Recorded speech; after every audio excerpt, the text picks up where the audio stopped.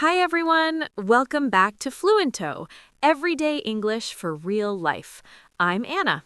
And I'm David. Hey, Anna. It's really good to be here today. It's good to see you. Honestly, I need this conversation. This week was a lot. Oh, really? Good a lot or stressful a lot? A bit of both, honestly. I started a new morning routine, waking up at 6:30, and let's just say it's not going perfectly. 6:30. That's early. I respect that. I could never do it. My alarm goes off, I look at it, I think, no thank you, and I go back to sleep. That is so honest. What about you? How are you feeling this week? Actually, pretty good. A little tired, but good. I finished a project at work yesterday, and I felt this huge relief, like, done. Finally done. Ah, that feeling is the best. When you finish something big and you can just breathe again. Exactly. I celebrated with a very long nap. A nap is a perfect celebration. No shame at all. Okay, so I have a story. It happened on Wednesday and I'm still thinking about it. Oh, tell me everything. I love your stories. So, you know I've been trying to cook more at home, right?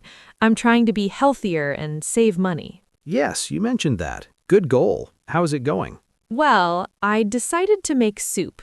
Nothing complicated. Just vegetables, some chicken, and a little salt. Simple, right? Sounds easy. What went wrong? I was cutting the vegetables, and I was also watching a video on my phone at the same time. A cooking video, actually. Very ironic. A cooking video while cooking. Classic. The video said add 1 teaspoon of salt, but I wasn't really paying attention and I added 1 tablespoon, or maybe 2? Oh no. How is the soup? I tasted it and I thought my face was going to disappear. It was so salty, like ocean water with vegetables. Ocean water with vegetables. I love that description. I tried to fix it. I added more water, then more vegetables, then more chicken. My small pot of soup became a very large, very strange soup. I cooked for 2 hours, and then I ate toast for dinner. That is the most relatable story I have heard this week. Honestly. It happens to you too? All the time. I can't cook and do anything else at the same time. I have to focus completely. One job, just the food, nothing else. Good advice. I'm learning that. Speaking of things going wrong, can I tell my story? Please, yes. Okay, so I had an online meeting on Monday. Important meeting, new client. I wanted to make a good impression, so I wore a nice shirt, my best shirt. Very professional. I like it. I set up my laptop, I checked the camera, everything looked good. The meeting started. I said, "Hello everyone, great to meet you," and I smiled. Okay, sounds perfect so far. And then the client said, "David, is that a cat behind you?" I turned around and my cat, Milo, had found my work jacket and was sleeping on top of it, on the shelf, right behind my head, like he was part of the meeting. Wait, really? Did Milo stay there the whole time? For 45 minutes, he didn't move once, he just slept. Occasionally, he opened one eye, looked at the camera, and closed it again. Very unbothered. That is amazing. Did the client mind?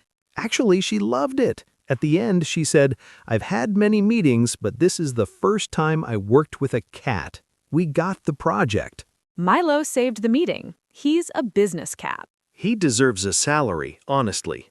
You know, I think about those small moments, the soup disaster, the cat in the meeting, and they're funny, but they're also a little bit about stress, right? Trying to do everything perfectly. That's a really good point. I think I was stressed about the meeting because I put too much pressure on myself. I needed it to be perfect. Exactly. And when I'm stressed, I make more mistakes. The soup, the phone, the 2 tablespoons of salt, that's all connected. Do you do anything to manage stress, like a habit or a routine? That's actually why I'm trying the early mornings. I read that having quiet time before the day starts, just 30 minutes of calm, can really help with stress. And does it work? When I actually wake up, yes. When I press snooze 4 times, not as much. 4 times. That's impressive in its own way. What do you do in that quiet time? I make tea, I write a few sentences in a journal, and I sit by the window. No phone, no news, just morning. That sounds really peaceful. I'm a bit jealous, honestly. You should try it. What's your morning like? My morning is alarm goes off, ignore it, alarm goes off again, Milo sits on my face, I wake up, coffee, phone, emails. By 8 a.m., I'm already tired. Oh, David, your mornings need a makeover. I know. My problem is I look at my phone too quickly, before I've even had coffee. I see the emails and suddenly my brain is already working. What if you put your phone in another room at night? Then I'd have no alarm clock. I use my phone for everything. But you're right, I think I need to find a balance. I want to feel calmer. I don't like starting the day already stressed. I think a lot of people feel that way. It's not just us. No, definitely not. Work, phones, being busy all the time, it's a modern thing. Everyone is trying to figure it out. Can I ask you something? At work, do you ever feel like you don't know something but you're too embarrassed to ask? All the time, especially in meetings. Someone uses a word I don't know, and I just nod and think, I'll look it up later. Yes, the confident nod. Everyone does that. Last week, my colleague mentioned agile workflow, and I genuinely had no idea what it meant. I nodded, I said, good point, and I went home and searched it for 20 minutes. What did it mean? It's a way of organizing work in small steps. Very logical. I could have just asked, but in the moment, asking felt scary. I think asking questions is actually a sign of confidence. It means you care about understanding. Logically, yes. Emotionally, in the moment, it's hard. You don't want to look like you don't know things. I had a funny social mistake last weekend, actually. I went to my neighbor's birthday dinner. Small gathering, maybe 8 people. I didn't know most of them. That can be nerve-wracking. New people, new conversations. Yes, so I was trying to remember everyone's name. There was a woman called Sandra. Nice, friendly, we talked for a while. I felt comfortable. Good. And then? Later in the evening, I introduced her to another guest. I said, "This is Sandra." She smiled politely and said, "Actually, it's Sarah." She'd told me twice already. Oh, no. That is so painful. What did you do? I apologized so many times. I said, "Sarah, I'm so sorry. I don't know why I kept saying Sandra." She laughed and said, "Don't worry, people call me Sandra all the time," which I'm not sure was true, but she was very kind. That happens to people more than you think. Names are genuinely hard, especially in groups. I have a new system now. When I meet someone, I try to use their name immediately. Like, "Nice to meet you, Sarah." "Sarah, where do you live, Sarah?" Maybe a bit strange, but it helps. Sarah, would you like more soup, Sarah? Very natural. I know, but it works. Your brain remembers better when you repeat something. So, what are you planning to do this weekend? Any fun things? Yes, I'm going to visit a market on Saturday. One of those outdoor markets with food and art and old things to buy. Oh, a flea market. I love those. Yes, I want to find something for my apartment. A small lamp or maybe a plant. Something to make my corner by the window feel nicer. That sounds really lovely. Are you going with anyone? I'm planning to go with my friend Clara. We haven't seen each other for about a month, so it'll be nice to catch up. What about you? Any plans? I'm going to try something new this weekend. I signed up for a beginner running class. Wait, really? Running? I didn't know you were interested in that. I'm not sure if I am interested, but my doctor said I need to move more. And I thought, okay, running. Cheap, simple, outside. How hard can it be? Famous last words. I know, I'm not expecting to run a marathon. I just want to run for 10 minutes without stopping. That is my only goal. That's a great goal, actually. Realistic and specific. I think a lot of people fail at fitness because they try to do too much too fast. Exactly. Small steps. 10 minutes, then maybe 15. We'll see. And are you working on anything bigger, like a long-term goal?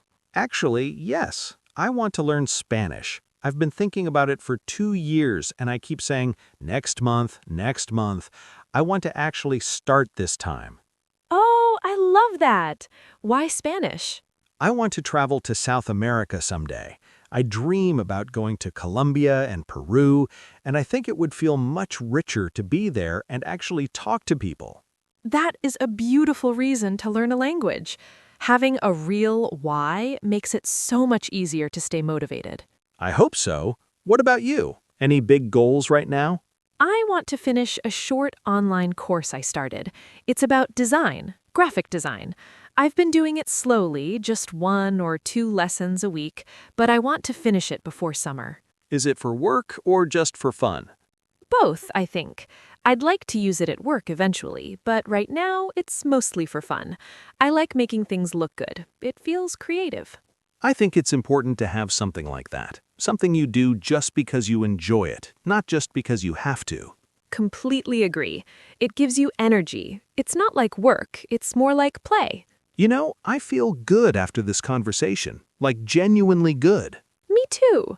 It's funny, when you share things with someone, even the hard stuff, it feels lighter after.